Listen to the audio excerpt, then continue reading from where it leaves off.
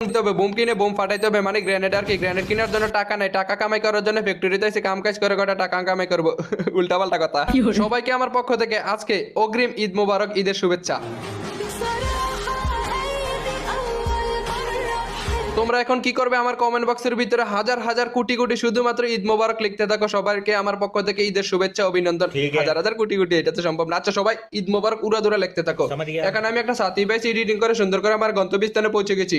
একটা যুবককে আমি ফায়ার করতে চাইছিলাম, কিন্তু যুবকটা আমার হাত থেকে বেঁচে গেছে। এদিকে চলে এসে একটু পরে দেখি চিপার ভিতরে এটা মরতে গেছে, মাথার ভিতরে পিঠা দিয়ে একটা দিয়ে দিছি।